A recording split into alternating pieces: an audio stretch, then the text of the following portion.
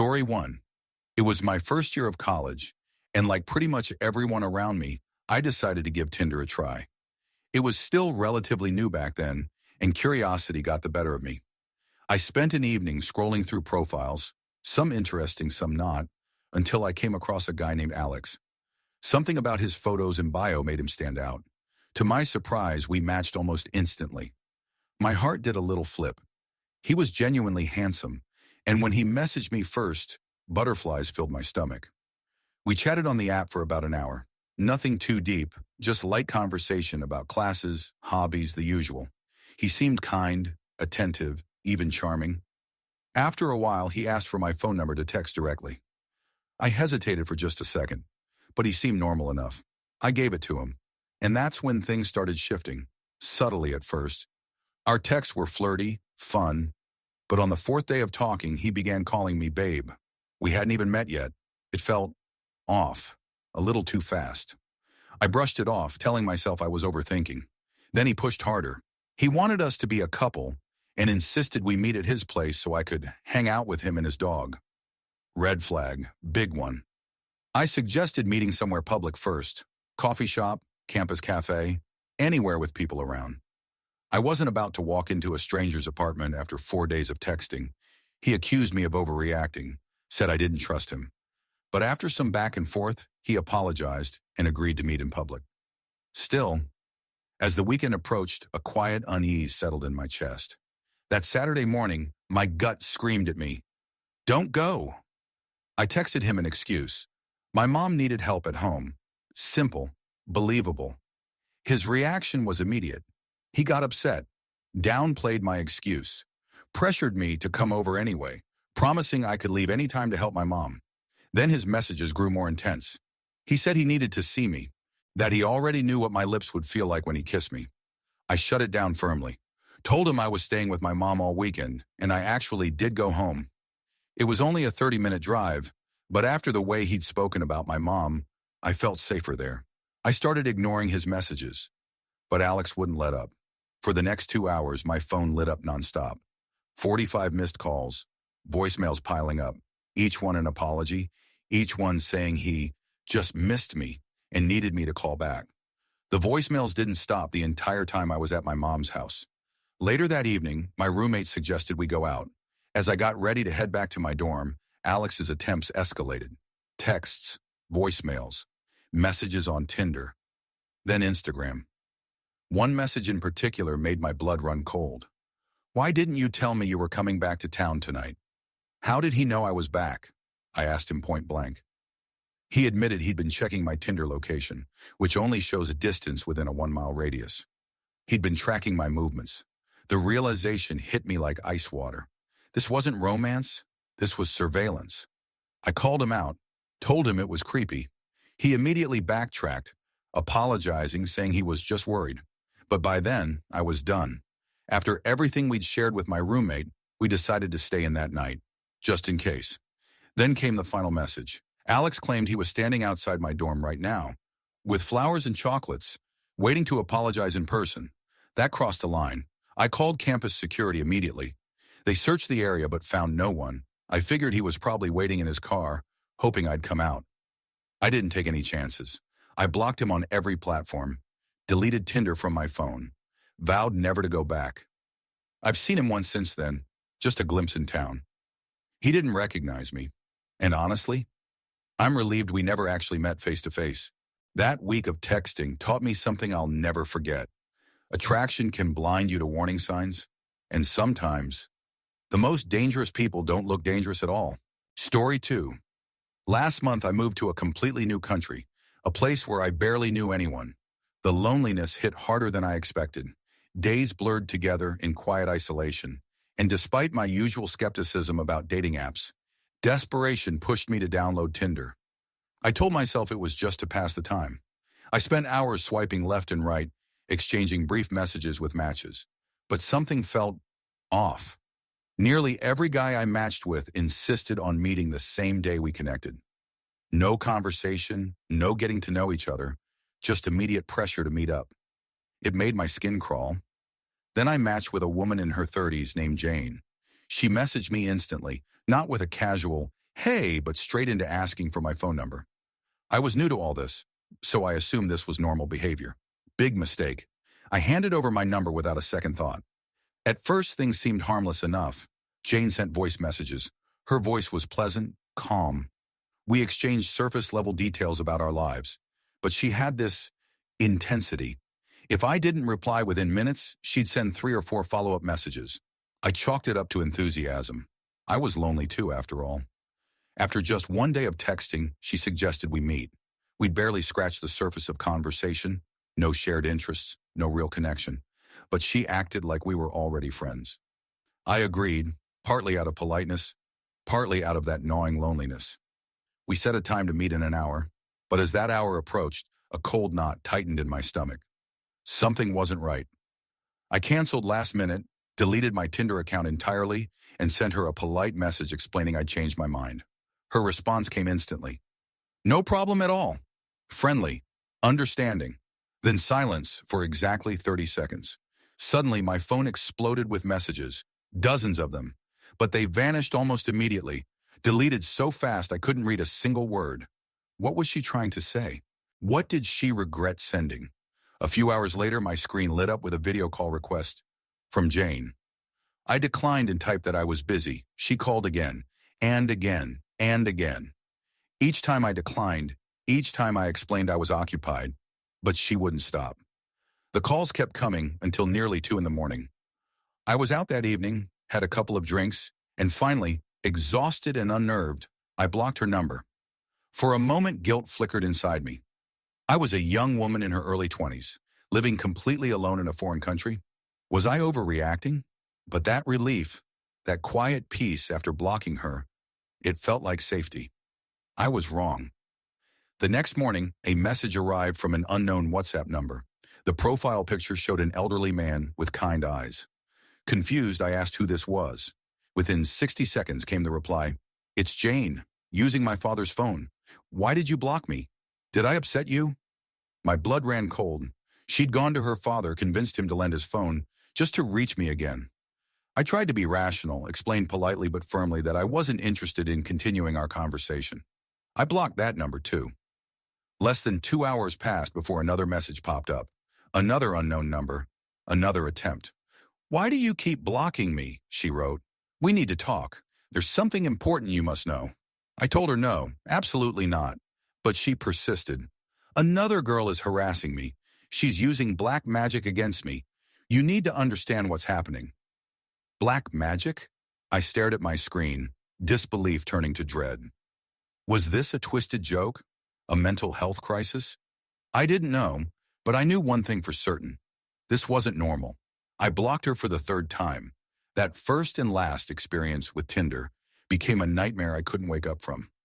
I still wonder sometimes, is this common? But I'll never find out by downloading that app again. One lesson burned itself into my memory. Never ever share your phone number with someone you haven't genuinely connected with first. And Jane, I hope our paths never cross again, because some people don't just want a date, they want control, and that's a door you never want to open. Story 3, I'll admit, I've always treated life like one big adventure. Fun first, consequences later. And yeah, I sometimes forget that the internet isn't some separate universe. The people behind those profiles, they're real. And sometimes, they find you in the real world too. I'd deleted Tinder months earlier, swore I was done with it. But one afternoon, after running errands across town, I boarded the bus home feeling tired and distracted. I found a seat near the middle, pulled out my headphones, and settled in for the ride. That's when I noticed him.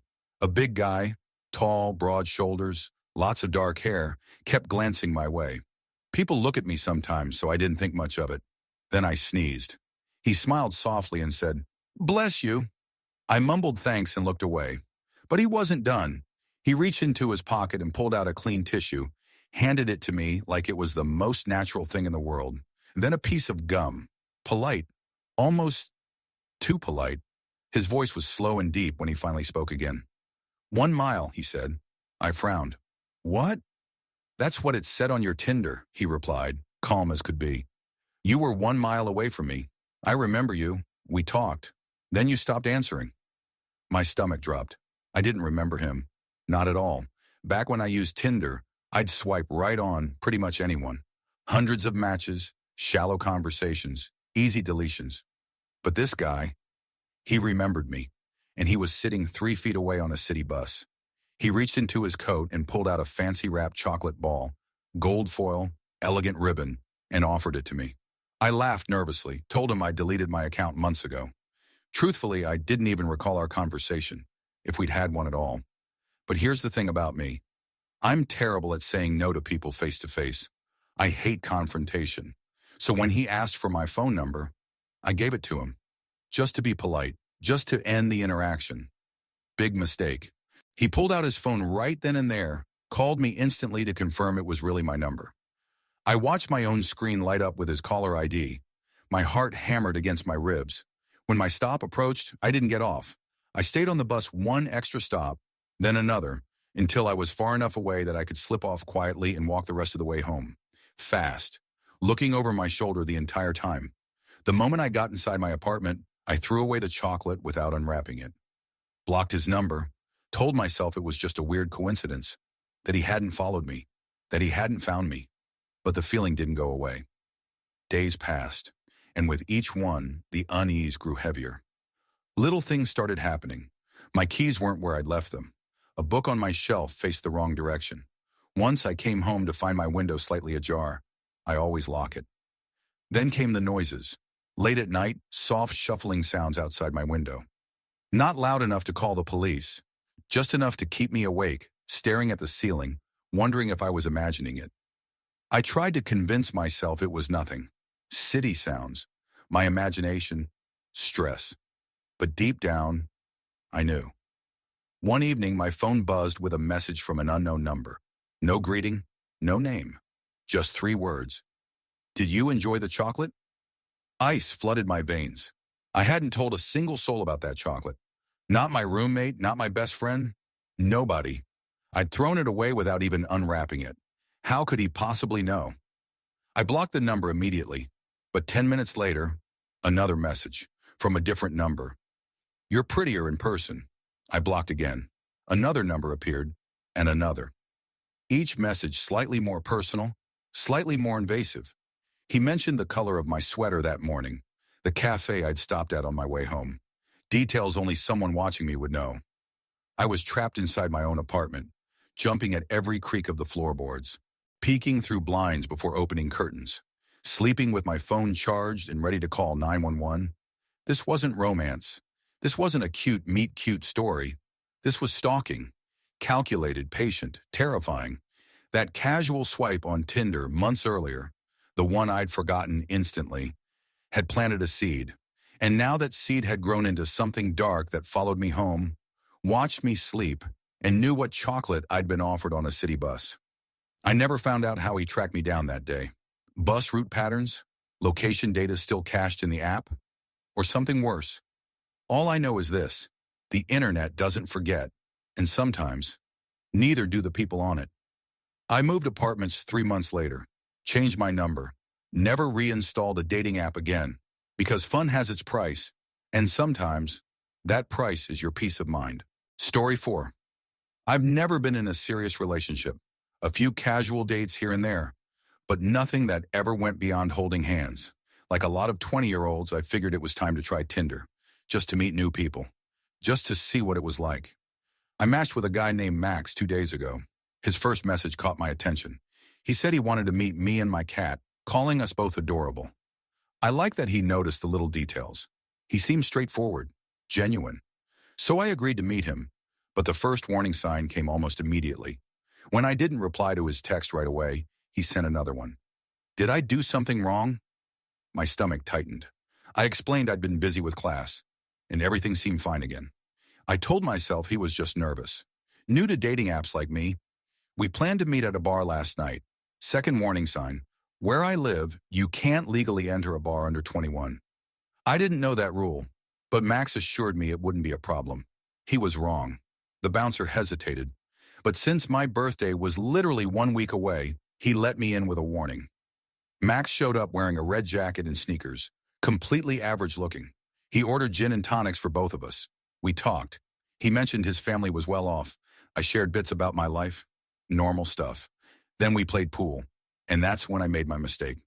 I set my drink down on the edge of the table while lining up a shot, just for 30 seconds. When I turned back, I picked it up and took another sip without thinking. After that, things get fuzzy. I can't remember most of our conversation. Can't recall leaving the bar. The next clear memory is sitting in his car, streetlights flashing past the window, and then arriving near my apartment building. Disoriented, heavy-headed, like moving through water. Here's the thing, I hardly ever drink. One gin and tonic doesn't make me blackout. I don't get hangovers. I always remember what happens to me. Always. That's important. Later that night, Max suggested we stop at a convenience store for food. As we walked in, I thought I spotted someone I knew. I told Max I'd go say hello. He froze, looked uncomfortable, refused to come inside with me. Turned out I didn't actually know the person. I'd been mistaken. I rejoined Max quickly, and we walked the rest of the way to my apartment. My roommate Sarah was just unlocking our front door when we arrived. We exchanged a few words. She mentioned she was heading to the shower. And Max, he made this strange noise, a sharp exhale, almost a scoff. Sarah, who'd also had a drink or two, joked, "Ooh, got yourself a guy tonight." She was teasing. She's always like that. But Max's reaction, it wasn't playful. It was intense, possessive. I was exhausted, foggy-headed. Something felt deeply wrong. I told Max it was time for him to leave. No arguments, no pushback. He just left. I thought that was the end of it. I was wrong. Minutes after he walked out, my phone exploded with messages, dozens of them. He called me dull, said I wasn't into guys, claimed there was no spark between us. Then he wrote, "I bet Sarah's more open-minded than you." My blood ran cold. I showed Sarah the text. Even in her tipsy state, her face went pale. And that's when it hit me, what he'd really wanted. He hadn't been disappointed in me. He'd been disappointed he couldn't get to her instead. One drink should not have made me feel like that. I realized then, I'd probably been drugged. Sarah and I went to the police the next morning, but I decided not to get tested. I can't fully explain why. But when you're in that situation, possibly drugged, late at night, embarrassed, scared of being wrong, worried about getting in trouble for underage drinking, it's not easy to do everything right. The system feels heavy, judgmental. I blocked Max, but he knew where I lived. That knowledge keeps me up at night. Max, if you're out there, please never do that to anyone again. Let's never meet. You scared me more than I can put into words. Because the scariest part isn't that it happened, it's that it could have been so much worse. Story 5. He was my first everything, my first kiss, my first boyfriend, and my first lesson in how quickly affection can twist into something dark. We started dating when I was still young, too young to recognize the warning signs. At first, he was everything I thought love should be, protective, attentive, always wanting to keep me safe. For 5 months, I believed I'd found something real. Then came the roller rink. It was supposed to be a fun afternoon, just the two of us gliding around the wooden floor, laughing under colorful disco lights. We took a break on a bench to catch our breath. That's when his 2 friends showed up, and everything changed. The gentle smile he'd worn just seconds earlier vanished. His eyes hardened, cold, possessive, like a predator locking onto prey. In front of his friends, he demanded I kiss him. Not a peck on the cheek, a deep, passionate kiss, right there in public. I said no. I wasn't ready for that. Not with an audience watching. His face darkened instantly. Without another word, he grabbed me and tried to force his lips onto mine. I wasn't strong, but adrenaline surged through me. I pushed him away, hard, and ran toward the crowded center of the rink where families and kids were skating. From a safe distance, I shouted for him to stay back, told him not to come near me. My mom was due to pick me up soon. I just had to hold on until then. I never told her what happened. I was too shocked, too confused, too ashamed. Back then, I thought I'd done something wrong by kissing a boy at all, so I stayed silent, avoided him for a week at school, hoping time would soften the memory. It didn't. One afternoon, I was walking with friends between classes when I felt a presence behind me. Before I could turn, he was there, too close, invading my space. He started with small talk, pretending nothing had happened. But when he realized I was still upset, his expression shifted again. That same cold glare, the one from the roller rink. I was holding my old portable CD player, clunky, silver, my most prized possession back then. Without warning, he snatched it from my hands. "Give it back," I shouted, reaching for it. He jerked it away, and then his fist connected with my shoulder. Hard. The impact sent me stumbling backward. I lost my balance and fell onto the pavement, my palms scraping against rough concrete. Tears welled instantly, not just from pain, but from humiliation, from betrayal. We were both marched to the principal's office. His father showed up, a football coach in our small town, respected, influential. He spoke quietly with the principal behind closed doors. The result? One afternoon of detention. That was his punishment for assault. After that, we barely crossed paths. Luck or fate sent us to different high schools. I thought I'd escaped him for good. I was wrong. During my sophomore year, I pulled into the drive-thru at Taco Bell after practice. As I reached the payment window, I looked up and froze. Behind the glass stood him, cashier uniform, name tag, same cold eyes. He recognized me instantly. An awkward silence hung between us as I fumbled for my wallet, pretending not to know him. I paid quickly and drove off, heart pounding. But he took that brief encounter as an invitation. Hours later, a Facebook message appeared. "Was that you at Taco Bell? You're cute." I blocked him immediately, told my older sister what happened, half laughing, half shaken.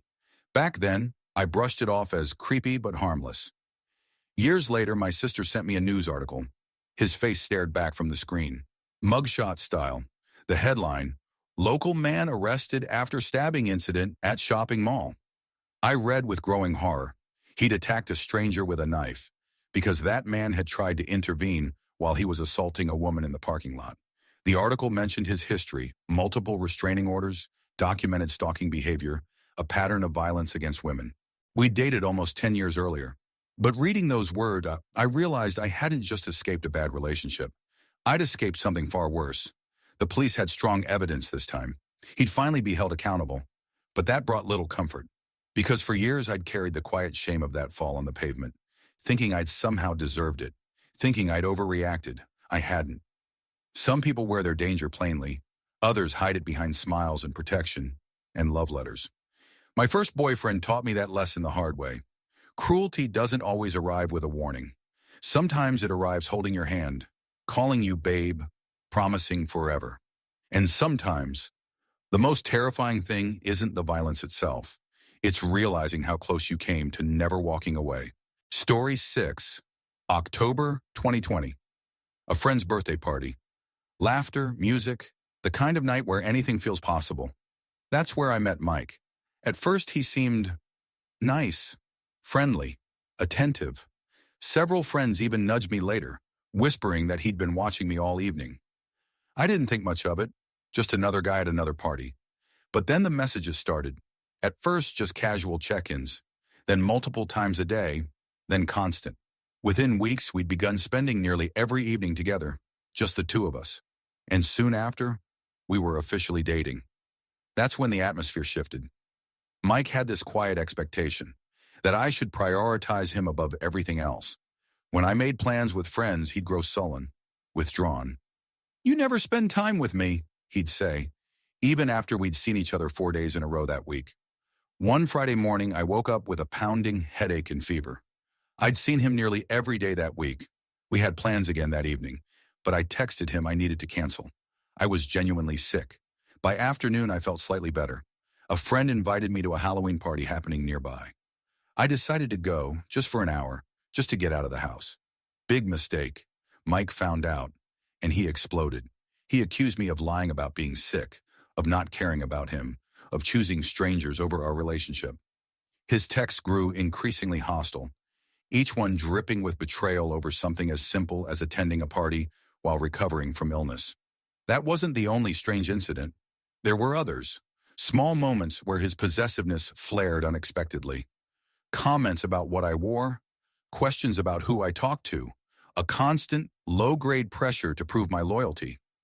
After weeks of this, I knew I had to end it. I sent him a message, polite but firm. Explained that we wanted different things, that this wasn't working. I expected sadness, maybe anger. But I never expected what came next. He refused to accept it. Text after text begging me to meet him just once at the park to talk face to face. I said no, repeatedly. He wouldn't stop. Then he escalated. He started contacting my friends, asking for my class schedule at community college, trying to find out exactly when and where I'd be on campus. Thankfully, my friends knew something was off. They didn't give him my schedule, but Mike didn't need their help. One afternoon, I had to skip my usual class to meet with an academic advisor and plan my schedule for next semester. When I returned to campus later that day, a friend pulled me aside with wide eyes. "Mike was here," she said, "looking for you, in your classroom." My blood ran cold. I hadn't told anyone I'd be missing that class, not even my roommate. How did he know? He hadn't gotten my schedule from my friends. Instead, he'd gone to the college website, searched for the courses I'd casually mentioned weeks earlier, and calculated which classroom I'd normally be in at that time. Then he showed up, waiting for me. I was relieved I hadn't been there, but the realization settled deep in my bones. This wasn't persistence.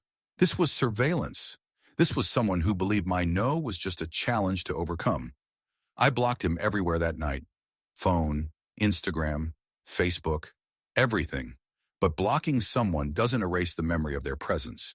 It doesn't undo the chill that runs down your spine when you realize someone you once trusted has been quietly mapping your life, your routines, your classes, your movements, without your knowledge. Mike, you truly frightened me, and I hope we never meet again, because the scariest part of a breakup isn't the sadness.